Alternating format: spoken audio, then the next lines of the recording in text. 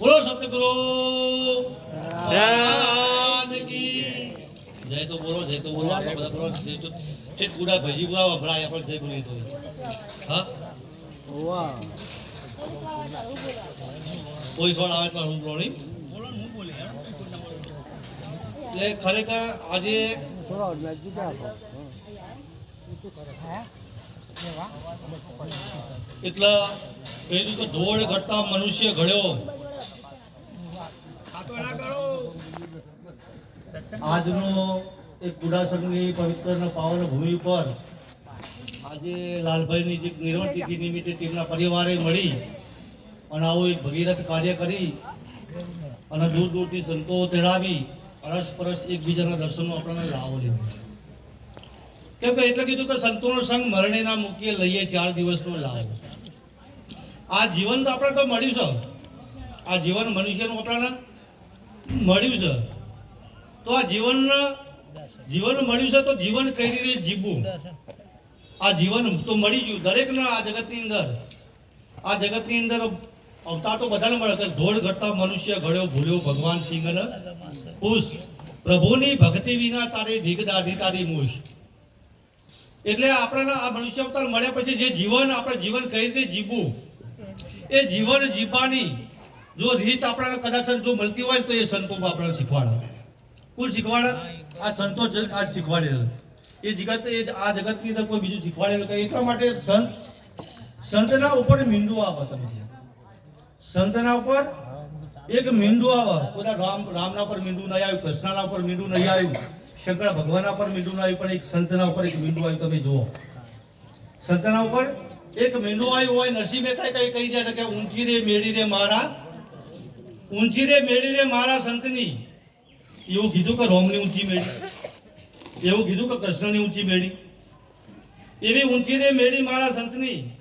એટલે આ સંતો આ જગતની અંદર આપણને એન કેન પ્રકારે આ જગતની અંદરમાં આપણને એમાંથી એટલે કે ખણ ખણ જલે અંગાર, ખણ ખણ જલે અંગાર. આ જગતમાં સંત ના હો તો આ જલજાતો આ સંસાર. આ સંસારની અંદર એટલે બીજે કોઈ સિવાય બીજું કોઈ નહીં. એટલે કીધું મારી સુરતામાં લેજો સતગુરુ દેવ આવે નહીં આવરણ.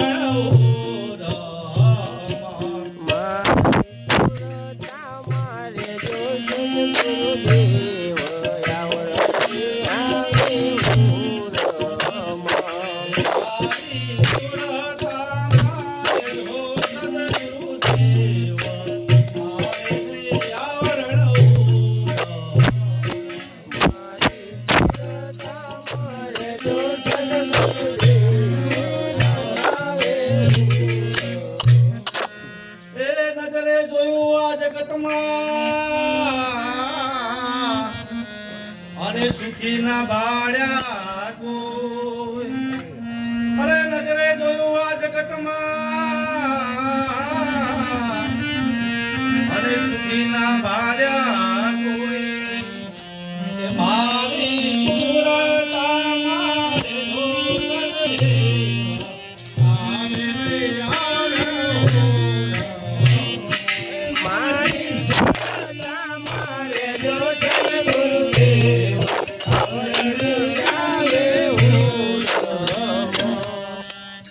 મારી સુતામાં રહેજો સતગુરુ દેવ આવે નહીં કોઈ આવરણ ઉરમાં.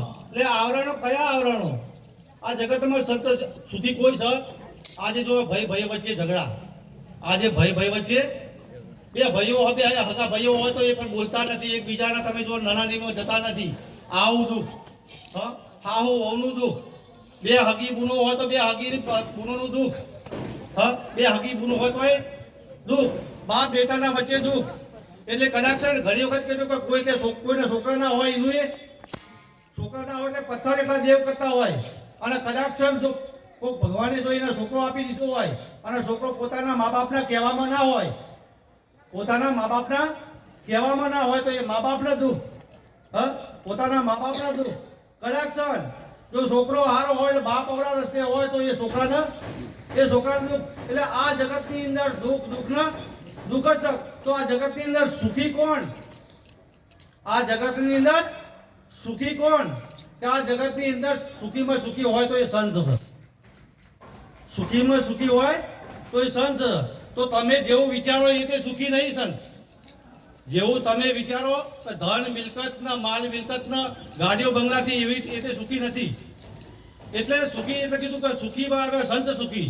હા, એટલે જો આ જગતની અંદર પોતાના આત્મવિશ્વાસથી પોતે આત્મવિશ્વાસથી એક સંતો સુખી છે. એટલે આટલું બોલીને મારી વાણીના વિરામ આપો. બોલો સદગુરુ મહારાજની.